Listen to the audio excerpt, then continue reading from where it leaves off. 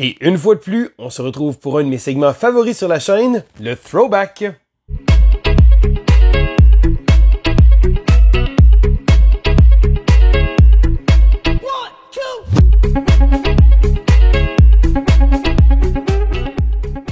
Bonjour, l'école du jeu. Mon nom est Sylvain et on se retrouve aujourd'hui pour le segment Throwback du mois de décembre 2022. Alors oui, 2022 parce que c'est le but du segment.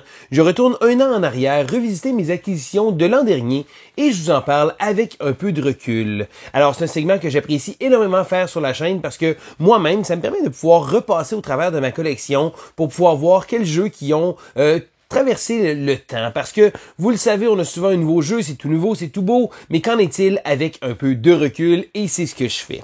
Donc, je commence immédiatement avec des jeux qui ont quitté ma collection. Alors, je vais commencer avec un gros morceau, Clank Catacombs. Alors, Clank Catacombs était le dernier opus de la série Clank, qui est cette fois-ci un jeu à part entière, donc c'est pas une extension. Et contrairement à Clank, qui avait une carte fixe, ici on a droit à des tuiles. Donc, premièrement, je tiens à vous le dire, je sais que Clank est un jeu incroyablement apprécié de par la plupart des gens. Je ne suis pas un grand fan de Clank, donc c'est pas un mauvais jeu, mais c'est pas un jeu que j'ai énormément de plaisir à jouer. J'ai essayé de jouer plusieurs parties, puis c'est une des rares fois que je suis un peu à contre-courant avec tout le monde. Mais je peux dire quand même que Clank Catacombs est probablement ma version favorite. J'ai aimé le fait que le plateau est différent de partie en partie. Ça va amener des décisions intéressantes, un peu de changement. Mais pour ma part, je trouve que le problème avec Clank, c'est que il y a très peu de cartes pour pouvoir bien trier notre deck, donc bien détruire des cartes de notre deck, donc de manière à optimiser un peu. Et je trouve souvent que dans le jeu, on finit par accumuler. On a une espèce de gros deck bloated, un deck qui est comme sans orientation propre. Puis je pense que c'est ça. Mais de toute façon, il existe tellement de bons deck builders que, écoutez, on peut pas les aimer tous. Comme je dis, Clank, je pense que le jeu résonne pas avec moi, mais ça reste ma version favorite du jeu. Le prochain jeu, c'est le jeu Flamecraft. Alors, lors de son arrivée, Flamecraft a eu quand même un bon buzz. On se le cachera pas, le jeu est tout mignon, tout beau, donc c'est très très joli comme jeu, mais je trouve que après mes quelques parties initiales, donc après la petite lune de miel, donc ah oui, c'est super beau, c'est simple, on se déplace, on va chercher, on ouvre des shops, on magasine, on a des gestions de ressources qu'on va avoir, donc plusieurs éléments qui est intéressant, mais j'ai trouvé que le jeu, après quelques parties, j'avais l'impression d'avoir fait le tour. Donc c'est un jeu que j'ai trouvé correct. C'est pas un jeu que je vais dire aux gens de ne pas le jouer, pas du tout. Faites-vous votre idée, comme à l'habitude, parce que ça, c'est mes goûts aussi, hein. Je veux dire, je pense que chacun a ses goûts, mais pour ma part, Flamecraft, après les quelques parties initiales, j'ai fini par déchanter assez vite. Alors, je continue avec les jeux qui, eux, sont encore dans ma collection, et je commence immédiatement avec un des favoris de mon fils, King of Monster Island. Alors, King of Monster Island est une version dans l'univers de King of Tokyo qui reprend beaucoup d'éléments de ce jeu-là, mais cette fois-ci avec un concept coopératif. Donc, on travaille ensemble entre gros monstres pour battre un encore plus gros monstre. Alors, le jeu est bien pensé, le jeu est bien fait. J'ai trouvé ça très amusant. Un peu long, je trouve, et pour une raison que j'ignore, mon fils, qui habituellement a une attention très très limitée quand on joue à des jeux de société, adore ce jeu-là, donc il est intéressé tout le long de la partie. Mais c'est certain que ça prend... il faut que je sois là pour coacher un peu les différentes étapes du processus. Donc, un jeu coopératif, le méchant va se déplacer. Il va avoir aussi un espèce de volcan au milieu. On va lancer les dés à l'intérieur. Les dés vont se retrouver un peu sur le plateau, un peu comme le jeu du Dr. Fu avec Loop, qui utilisait un peu le même concept de tour de dés, le fait comme ça. Donc, c'est un bon petit jeu, j'aime ça. Je veux pas le sortir nécessairement tout le temps, mais je pense que c'est un jeu où tout le monde peut se sentir très très participer un peu, et le fait que ça reprend l'essence même de King of Tokyo, dont on a brassé des gros dés, ça reste quand même le fun de déplacer nos gros monstres pour essayer de vaincre le gros boss. Et le jeu offre quand même aussi un bon challenge. On a gagné avec les parties avec le boss easy, mais quand on arrive avec les moyens puis difficiles, je pense que le challenge est quand même assez présent. Donc King of Monster Island, on a eu beaucoup de plaisir. Le prochain jeu est un autre jeu de type que quand je l'ai reçu, vous savez, les jeux qu'on reçoit, on joue quelques parties et après ça, whoop, il disparaît un peu de notre vue, donc on a moins le goût de le sortir. C'est le jeu Rise. Alors Rise est un jeu de Capstone Games qui habituellement nous fournit de très bons jeux. Donc c'est un jeu de pistes. On va monter un paquet de pistes et le jeu nous montre avec un paquet d'icônes. Donc on monte une piste qui nous donne un bonus, qui nous fait monter une autre piste, qui nous donne un autre bonus, qui nous fait monter ailleurs, qui nous donne des points, qui nous donne... Et là, on a plein de petites choses comme ça. Donc des petits effets de combine que j'apprécie énormément. Avec un système de placement d'ouvriers. Donc ça dépend de l'endroit où on va placer notre ouvrier. On va faire des cartes jusque-là. Donc c'est quand même bien pensé. Quand j'ai eu le jeu, j'ai joué, je pense, 2-3 fois. J'ai vraiment aimé ça. Et après ça, le jeu est resté sur mes étagères et souvent, des fois, j'arrive et je propose quelques jeux à des gens. Donc, je propose Rise, un autre.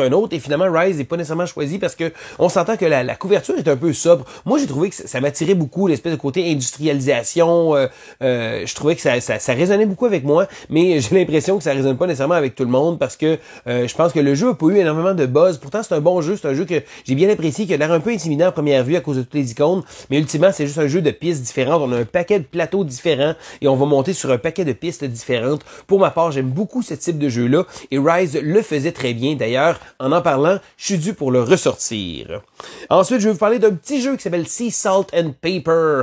Et lui, je l'ai joué et je l'ai joué souvent depuis longtemps. Donc, dès sa sortie, Sea Salt and Paper a eu un bon buzz parce que c'est un petit jeu de cartes sans trop de prétention, mais plutôt malin quand même. Donc, dans Sea Salt and Paper, on va devoir tenter de jouer des cartes pour recevoir des points. Certaines cartes vont avoir des bonus qui vont nous permettre d'aller chercher sur la pile de défausse. Et à la base, je dirais que c'est un petit jeu qui est relativement bien pensé. Là où le jeu prend vraiment sa saveur, c'est que lors de la fin des rounds, on peut caler. Donc, si jamais on a un certain nombre de points, on peut juste dire, écoute, le round est fini, parfait, j'ai les points, tout le monde marque ses points, mais on peut aussi pousser notre chance. Et c'est ce côté-là qui est vraiment super, de dire comme, dernière chance, je laisse la chance à tout le monde de faire un dernier tour pour voir si vous allez réussir à me battre. Donc ça fait en sorte que, même si on a un nombre de points à louer, on va peut-être décider d'aller un petit peu en haut pour essayer d'être vraiment de dominer. Et ça se pourrait qu'à l'instar, il y a un joueur qui se la joue tranquille, mais finalement, il y a une main vraiment remplie de points. Donc c'est un jeu qui est bien pensé et lorsqu'on y joue et on y rejoue, c'est là que le jeu prend toute sa splendeur parce que, à la base, j'avais comme l'impression que, il y a de quoi, il me semble que c'est pas si intuitif que ça, mais c'est après quelques parties que l'élément Push Your Luck devient vraiment très intéressant. Donc, Sea Salt and Paper, gros coup de cœur pour moi. Je continue avec deux petits jeux de Randolph. Le premier, c'est Miller Zoo. Alors, Miller Zoo est un jeu coopératif très familial avec un aspect un peu legacy où on va débloquer différents éléments pour avoir un jeu complet. Donc, on peut quand même jouer au jeu. C'est certain que l'élément de découverte et de construction va être une fois, mais après ça, le but, de toute façon, on va avoir un jeu qui va être jouable. Alors, le Zoo Miller, pour ceux qui ne le savent pas, c'est un zoo qui est dans la région de Québec, en fait, dans la Beauce, qui a une belle mission d'aider les animaux, des choses comme ça. Donc, c'est vraiment un zoo qui s'est formé, c'est un refuge qui est devenu un zoo comme ça. Et moi, j'ai un attachement particulier parce que, avant même que le zoo soit très connu, et là, il y a eu des émissions de télé qui ont été faites sur ce zoo-là. Donc, nous, avant, on y allait, et c'était notre petit spot caché. Personne connaissait ce petit zoo-là. Il n'y avait pas grand-chose, c'était une belle place qu'on allait. C'était notre petit endroit caché qui est plus du tout caché, mais on a de très bons souvenirs avec ce zoo-là. On discutait avec les propriétaires, donc c'était vraiment super de voir ça et de voir ça aussi grandir parce que on a vu ce zoo-là grandir, devenir espèce de gros zoo aussi, très connu du public aussi. Les prix aussi ont monté, mais il reste que on fait un petit rewind et on revient au jeu de société.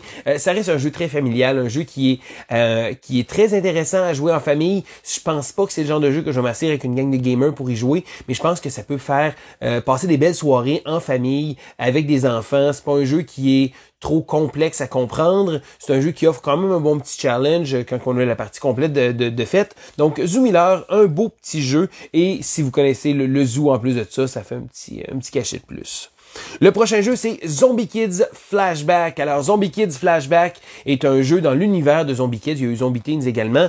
Et cette fois-ci, on a une espèce de jeu de déduction qu'il va avoir. Et là, je vous en parle un peu, mais j'ai pas vraiment joué parce que la première fois que j'ai joué, je suis arrivé pour sortir le jeu, j'ai dit à ma fille, hey, viens voir, regarde, j'ai montré un peu comment ça marchait. Et ensuite de ça, je me suis fait littéralement voler le jeu et elle a passé au travers dans le temps de le dire. Et de voir ma fille passionnée comme ça sur un jeu, et là, ma fille a présentement 11 ans. Je pense que de la voir comme ça, et je pense que ça peut être accessible aussi même pour des plus jeunes un peu, ce que j'ai vraiment aimé, c'est de voir que le jeu reprenait beaucoup d'éléments intéressants. Donc, premièrement, on a beaucoup de cartes, on a des mystères à résoudre, mais ce que j'aime, c'est que souvent, on va avoir la perception d'un personnage. Donc, on a le personnage avec une certaine carte qui voit les choses, et là, on a une autre carte, on remarque, et là, on voit une autre perspective, donc ça se pourrait qu'il y ait des choses qu'on voit pas. Donc, on a une espèce de recouper la scène comme ça, un petit côté vraiment génial, vraiment bien pensé. D'ailleurs, le prochain opus devrait arriver relativement bientôt avec un thème un petit peu plus adolescent, je pense, style conte frisson, des choses comme ça. J'ai vraiment hâte de voir qu'est-ce que la franchise va nous offrir parce que c'est un bon concept, c'est un jeu qui a reçu beaucoup d'éloges aussi au niveau mondial et avec raison. Je pense que c'est vraiment une belle expérience. Si jamais vous cherchez un jeu pour vos enfants, je pense que c'est vraiment, vraiment super. C'est certain que quand on a fait les différentes missions, qu'on a exploré le jeu, qu'on a réussi à faire les étoiles, réussi à le contenu, du contenu supplémentaire un peu qu'on peut avoir, c'est certain que le jeu a une durée de vie, mais je pense que pour offrir qu'est-ce qu'il fait, ça a été vraiment une belle surprise pour moi et surtout pour ma fille qui a grandement apprécié ce jeu-là.